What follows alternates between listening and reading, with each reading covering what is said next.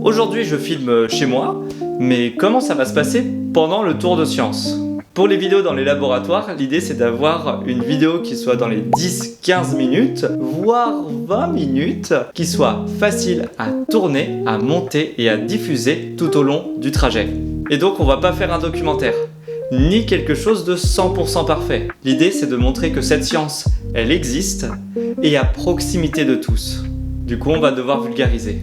Ainsi, le format que j'imagine commencerait par une présentation générale du laboratoire avec des planches qui défilent pour présenter le nom du laboratoire avec le logo, où est-ce qu'il se situe, quel est son axe de recherche principal, etc.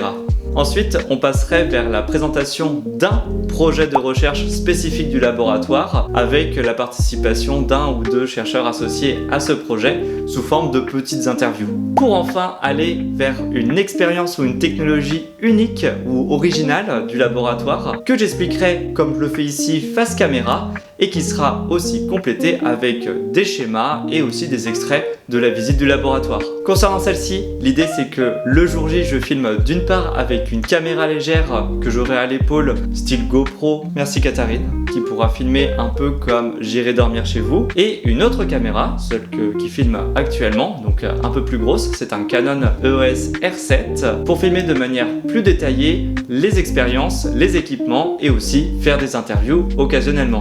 Et la vidéo se finirait par une conclusion avec remerciements des laboratoires associés évidemment, mais aussi ça peut être la place auprès des laboratoires pour faire une sorte de petite publicité par rapport à eux, de où est-ce qu'on peut les retrouver en termes de médiation scientifique, s'ils ont un événement particulier, ou s'ils proposent des stages, du recrutement ou ce genre de choses. Ça peut être l'occasion.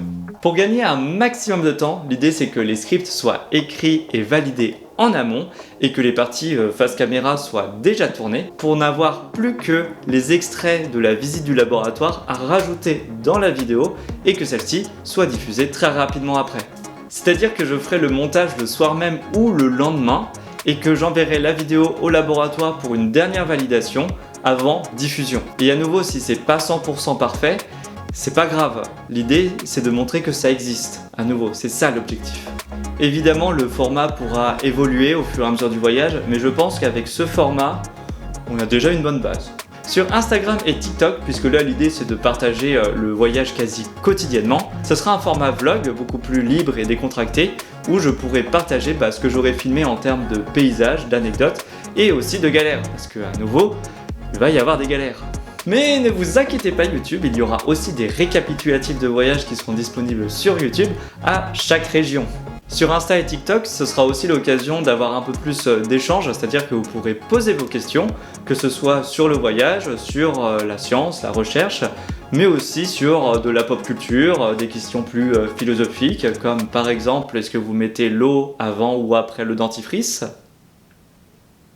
En attendant de partir à l'aventure, on va avoir encore quelques vidéos dans ce décor chez moi.